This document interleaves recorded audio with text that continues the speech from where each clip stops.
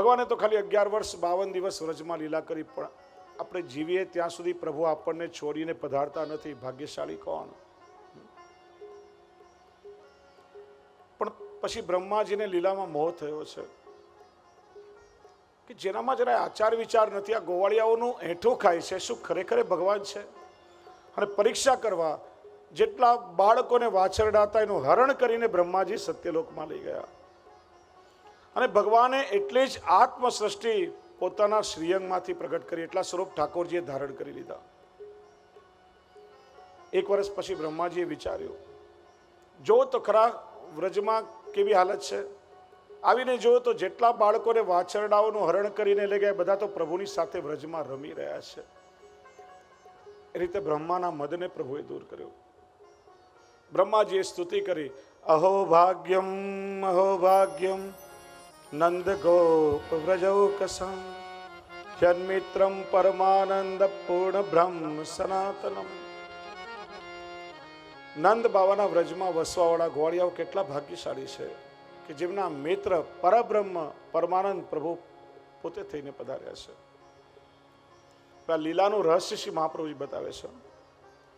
પહેલા તો એવું થતું કે મૈયા ઠાકોરજીને ખેલાવી રહ્યો તો નંદાલયમાં ભીડ ભરાઈ જતી પ્રભુના દર્શન કરવા. ગોપીઓ વિનંતી કરે કે પ્રભુ અમારા ખોળામાં ક્યારે રમશો, અમને વાત્સલ્યનું સુખ ક્યારે મળશે. મૈયા પ્રભુને સ્તનપાન કરાવે ત્યારે જે ઋષિરૂપા ગાયો છે, વ્રજના દરેક તત્વ લૌકિક છે, ગાયો પણ ઋષિ મુનિઓ ગાયનું રૂપ લઈને આવ્યા છે પ્રભુની સેવા માટે. એ વિચારે કે હવે તો પ્રભુની સેવા પ્રભુના સુખ માટે આવ્યા છીએ.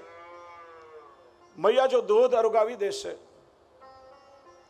પ્રભુની ભૂખ શાંત થઈ જશે, અમારો દૂધનો વિનિયોગ ક્યારે થશે? ભગવાન કે હું તો આવ્યો છું બધાના મનોરથો પૂરા કરવા માટે, અને જુદા જુદા બધાના મનોરથો પૂરા કરવા મારે કેટલા જન્મ લેવા પડે, અને મારે તો આ જન્મમાં જ બધાના મનોરથ પૂરા કરવા છે. અને પ્રભુએ આ લીલા કરાવી અને એટલા સ્વરૂપ ઠાકોરજીએ ધારણ કરી લીધા. હવે ગોપી પોતાના બાળકને ઘરમાં ખોળામાં રમાડે તો એને એવું લાગે સાક્ષાત ઠાકોરજી ખેલી રહ્યા છે.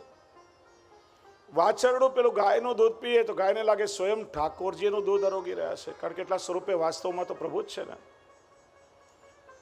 તે રીતે બધાના મનોરથ ઠાકોરજીએ પૂરા કર્યા છે. ભગવાન હવે 6 વર્ષના બન્યા છે.